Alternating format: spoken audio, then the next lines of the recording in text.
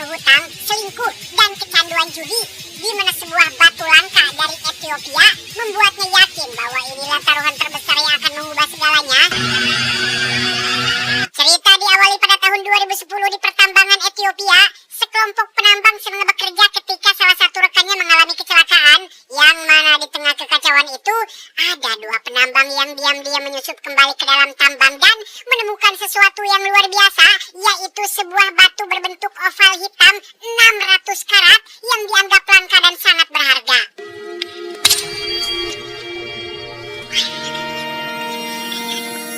Dua tahun kemudian, lebih tepatnya tahun 2012 di kota New York, kisah akan berfokus pada seorang pedagang perhiasan atau berlian mewah bernama Howard. Ini bebenguknya tidak semewah kelihatannya.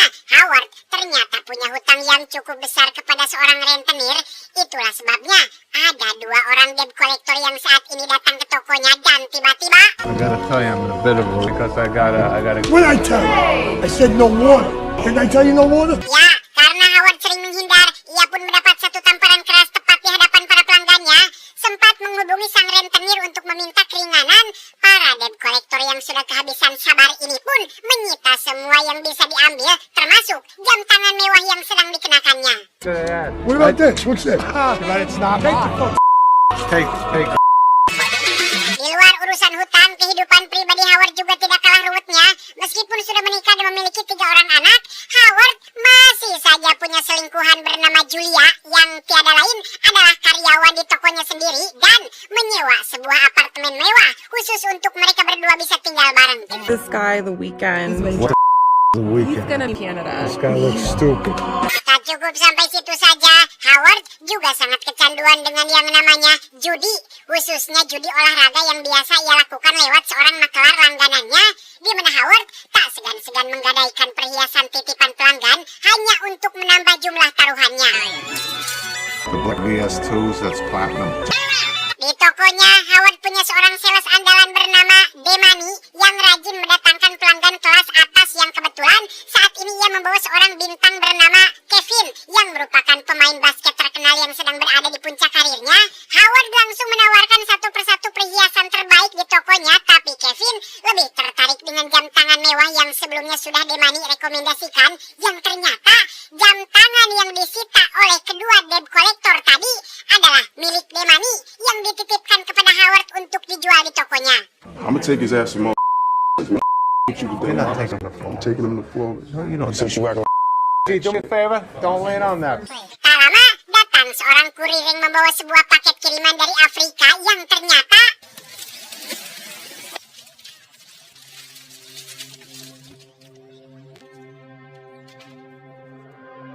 inilah batu opal hitam 600 karat dari Ethiopia yang sudah Howard beli menggunakan uang pinjaman dari si rentenir. Howard langsung menunjukkan batu itu kepada Kevin, termasuk menceritakan bagaimana sulitnya mendapatkan batu tersebut, yang ketika Kevin sedang mengamatinya dengan seksama, tiba-tiba I mean, this is old fucking dinosaur, Jim. dinosaurs. That's right. The dinosaurs fucking. sempat memecahkan kaca etalase. Kevin mengaku merasakan koneksi yang tidak bisa ia jelaskan dengan batu itu, tetapi saat Kevin berani membayar mahal untuk membelinya, Howard dengan sangat berat hati menolaknya karena batu itu akan dibawa ke tempat lelang untuk dijual dengan estimasi harga yang jauh lebih tinggi. Could you show me something? Have it there. Excited to share. Karena malam ini Kevin akan bertanding dan merasa percaya diri kalau batunya bisa ia bawa, Kevin pun memohon agar bisa meminjam batu itu untuk 1 malam saja, sehingga Howard yang kasihan pun mengizinkan Kevin membawa batu tersebut dengan jaminan harus menyerahkan cincin kejuaraan tim basketnya yang cukup terkenal. That's the deal. That's the deal. I'll give you that. Thanks. To my next 73 class. I like that. All right. You better have 50 tonight. Begitu Kevin pergi, Howard langsung membawa cincin itu ke toko pegadaian, di mana uangnya akan dipakai untuk menaikkan jumlah taruhan judinya, sekaligus memindahkan taruhan sebelumnya ke pertandingan Kevin malam ini. Karena sebagai tukang judi sejati, Howard punya insting kuat bahwa Kevin dan tim basketnya akan menang dalam pertandingan nanti malam. Going at this, going at that. What do you know? I don't know. I just know. No, that's the dumbest that I ever heard of. I disagree. Malam itu di rumah, Howard terus memantau siaran pertandingan dengan penuh semangat sampai-sampai anak bungsunya tidak bisa tidur gara-gara keributan yang Howard timbulkan. Dan setelah sang istri menegurnya, Howard pun pindah ke kamar anak sulungnya dan nonton bareng dengan suara yang sangat keras. Put that shit in the... That's right. Come on, you can dunk again. Okay. Boom, boom, boom. All right. One yesterday. I don't know how old these guys are.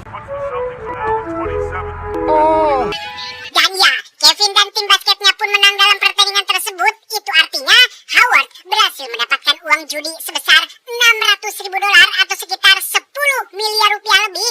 Sebuah angka yang lebih dari cukup untuk melunasi hutangnya kepada si rentenir. Oh God, yes. Keesokan paginya, Howard terlihat mendatangi tempat pelelangan karena petugas meminta batu opalnya untuk diserahkan hari ini. Maka dari itu, Howard pun langsung menghubungi Demani untuk datang ke lokasi dan alih-alih membawa batunya, Demani mengaku tidak bawa batu tersebut karena masih dipegang oleh Kevin yang kebetulan sedang ada jadwal latihan, sehingga mereka berdua segera meluncur ke sana untuk mendatanginya secara langsung. For me, God, Fine, nobody then else. we'll go into practice. My homie DJ Hope, he feel like boy. Daughters play tonight. The big boys play.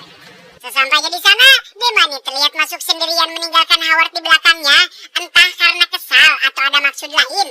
Howard tetap tidak diizinkan masuk oleh petugas keamanan. I'm with him. I came with him. You saw me walk through the door. No, I didn't see you walk. Malam harinya saat Howard sedang menghadiri pertunjukan teater putrinya di sekolah, muncul dua debt kolektor yang lagi-lagi datang untuk menagih utangnya. Bukannya langsung mengambil uang hasil kemenangan atau setidaknya keluarinlah bahasa sebagai niat baik untuk melunasi hutang, Howard justru kabur menghindari mereka berdua sampai akhirnya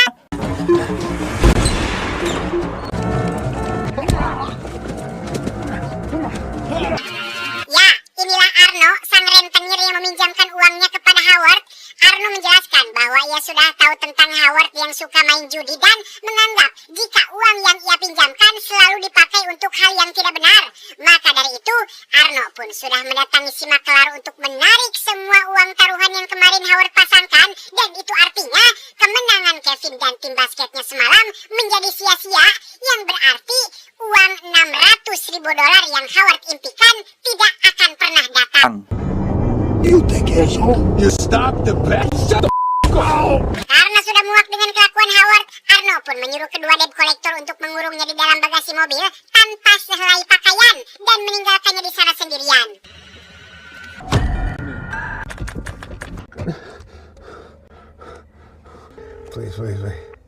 Please pick up.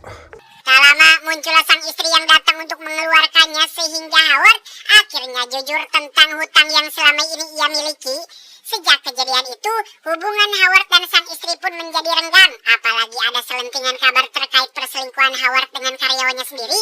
Mereka memutuskan untuk bercerai dalam waktu dekat, tapi untuk sementara waktu, keduanya akan berpura-pura baik saja demi anak-anak yang tidak tahu apa-apa.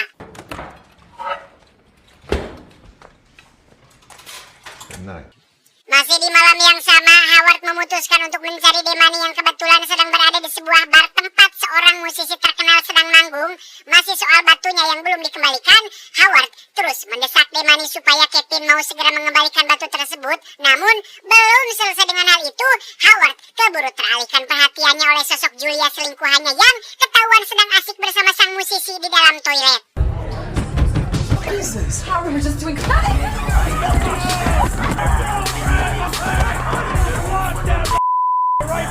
Gara-gara hal tersebut, Howard pun langsung memutuskan hubungannya dengan Julia dan meninggalkannya begitu saja. What are you gonna do, big tough guy? Keesokan paginya, batu oval itu akhirnya dikembalikan oleh Kevin, tapi masalah baru muncul ketika Kevin meminta cincinnya dikembalikan dan Howard terpaksa berbohong jika cincinnya ketinggalan di rumah padahal sudah digadaikan. Demani yang tahu kebenarannya langsung naik darah mencari jam tangan miliknya yang sebelumnya dititipkan, dan setelah tahu bahwa jam tangan miliknya juga ikut digadaikan atau diserahkan kepada si dua debt kolektor, Demani pun menuangkan sirup ke akuarium ikan kesayangan Howard dan pergi meninggalkannya begitu saja. colon cancer just paid for. Where? What part of the Hamptons? Malamnya di sebuah acara keluarga, kita akan melihat Arno si rentenir yang ternyata adalah masih kerabat dekat Howard sendiri. Di sana Howard terus membahas tentang rencana lelang batu opalnya kepada sang ayah mertua. batu tersebut bisa tembus di angka $1 juta, sehingga Arno yang mendengar pun sedikit lega karena utangnya mungkin bisa segera dikembalikan atau dilunaskan. Who's comparing? Keesokan harinya, Howard mendapat kejutan tak terduga ketika penyelenggara lelang menaksir batu itu hanya senilai $155.000, jauh di bawah estimasinya. Howard yang tak terima langsung meminta sang ayah mertua untuk hadir di acara lelang, ikut menawar harga demi mendongkrak nilai batunya dengan harapan Kevin yang juga hadir akan tertarik menawar dengan harga yang lebih tinggi. Sold to you. We move on now, ladies and gentlemen. 155 to 225,000 US dollars. Lelang pun akhirnya dimulai. Kevin yang hadir tampak bersemangat untuk menawar. Harga terus naik melewati 50.000, 100.000, sampai akhirnya mentok di angka 180 yang merupakan penawaran terakhir dari sang ayah mertua.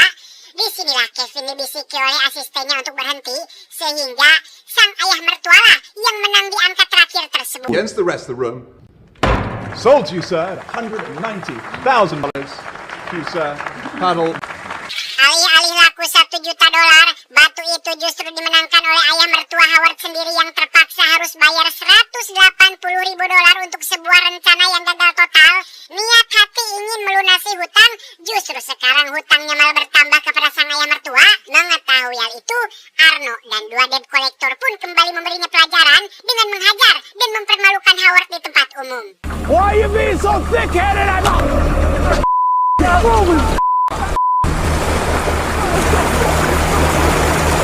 Dalam kondisi bonyok dan basah kuyup, Howard pun kembali ke toko dengan Julia yang kembali datang dan mencoba menenangkannya.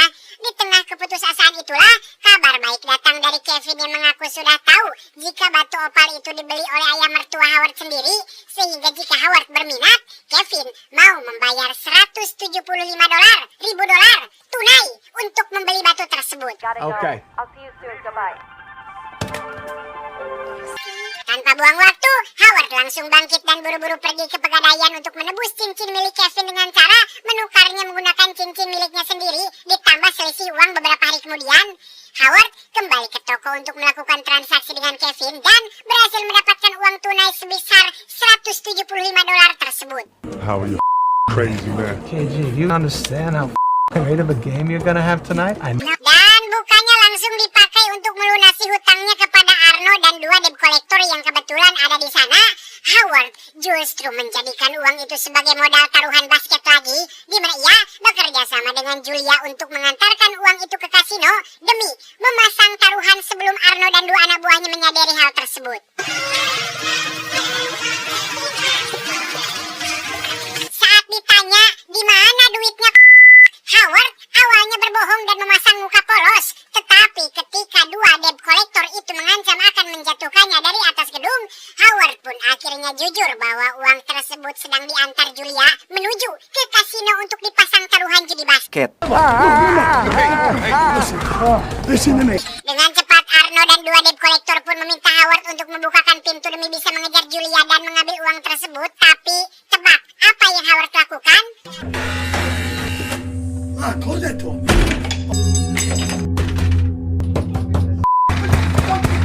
Ya, Howard malah mengurung mereka bertiga di dalam ruang perangkap antara pintu masuk dan pintu keluar toko. Sebuah kaca yang tidak bisa ditembus peluru dan tidak bisa dibuka dari dalam. Yang alhasil, Arno dan kedua debt collector pun harus terjebak di sana. Sementara Julia sudah sampai di kasino untuk memasang uang taruhannya.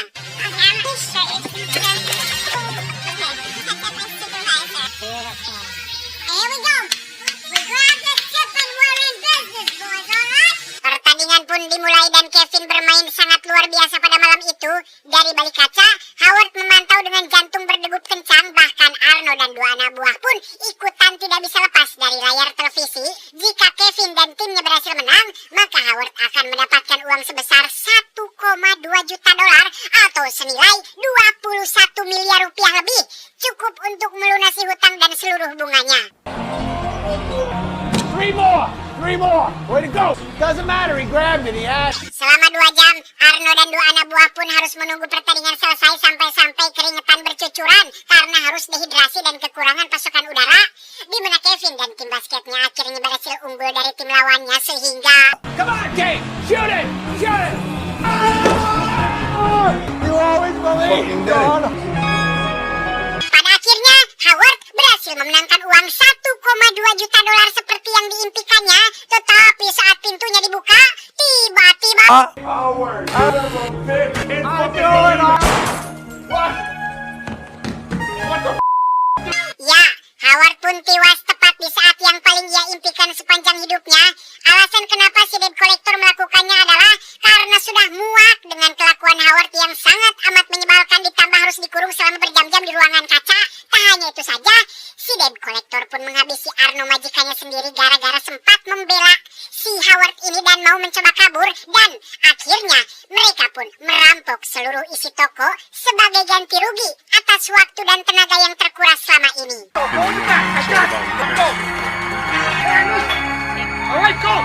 Tamat ending yang cukup menyedihkan. Jika teman-teman lihat, Howard sebenarnya tidak pernah benar-benar mau menang. Ia hanya mau bermain. Ini yang membuat film Uncut Gems berbeda dari film tentang keserakahan biasa. Howard bukan orang bodoh. Ia cerdas, kreatif, dan tahu cara membaca peluang. Tapi setiap kali ia hampir menang dan punya kesempatan untuk berhenti, ia justru memasang taruhan lagi. Bukan karena butuh uang, tapi karena sensasi bermain itulah yang membuatnya merasa hidup. Disinilah sudut pandang yang menarik. Howard bukan korban keserakahan, tapi korban kekosongan. Uang bakinya bukan tujuan, melainkan alasan untuk terus bermain. Dan ini bisa dikaitkan dengan kondisi banyak orang di era modern kecanduan stimulasi, scroll media sosial, judi online, investasi saham spekulatif. Bukan karena butuh hasilnya, tapi karena tidak tahan dengan keheningan dan kekosongan jika tidak ada permainan yang sedang berjalan. Nah, yang menarik adalah kondisi Howard itu disebut hati yang tidak pernah tenang karena bergantung pada dunia. Ibnu Athaillah pernah menulis, barang siapa yang hatinya bergantung pada selain Allah, maka Allah akan menyerahkannya pada apa yang ia gantungkan.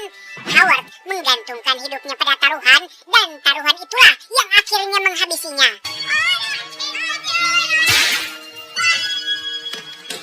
Yang paling tragis adalah Howard mati di momen paling bahagia dalam hidupnya. Ini yang membuat film ini begitu menyakitkan untuk ditonton. Bukan karena Howard orang jahat yang mendapat balasan setimpal, tapi karena ia justru tewas di detik di mana segalanya akhirnya berjalan sesuai rencana. Ironinya itu sangat berlapis ya. Pertama, Howard yang selama hidupnya selalu satu langkah dari bencana, justru tewas di satu-satunya momen ia berhasil keluar dari lubang. Kedua, kemenangan itu tidak mengubah nasib siapapun yang ia cintai. Sang istri tidak tahu suaminya menang, anak-anak tidak tahu ayahnya sudah tidak ada, dan Julia yang membawa uang kemenangan itu tidak tahu bahwa orang yang mempercayakan segalanya kepadanya sudah tewas dengan cara yang mengenaskan. Ketiga, Arno yang selama ini menjadi sumber ketakutan Howard justru ikut pindah alam karena membela Howard di momen terakhir musuh yang ternyata masih punya sisi manusia, mati demi orang yang selama ini ia kejar. Dan berikut adalah beberapa fakta menarik dari film ini. 1. Film ini disutradarai oleh dua kakak beradik, yaitu Josh dan Benny Safdie, yang juga menulis naskahnya bersama Ronald Bronstein. Di mana Safdie bersaudara ini memang dikenal sebagai master film yang suka membuat penonton cemas dan tidak bisa bernafas. 2. Aktor yang memerankan Howard adalah Adam Sandler, yang biasanya dikenal sebagai aktor komedi. Tampil luar biasa di film ini dan banyak kritikus film menyebut ini sebagai penampilan terbaik sepanjang karirnya. Namun, Academy Award tidak memberikan nominasi untuk Sandler, sesuatu yang oleh banyak kritikus dianggap sebagai salah satu keputusan paling tidak adil dalam sejarah Oscar. 3. Kevin Garnett alias si pemain basket main sebagai dirinya sendiri, bahkan tidak footage asli dari salah satu pertandingannya. 4. Lokasi syuting yaitu tambang di Ethiopia di adegan pembuka sebenarnya difilmkan di Okeip, Afrika Selatan, tapi tetap menggunakan pemeran figuran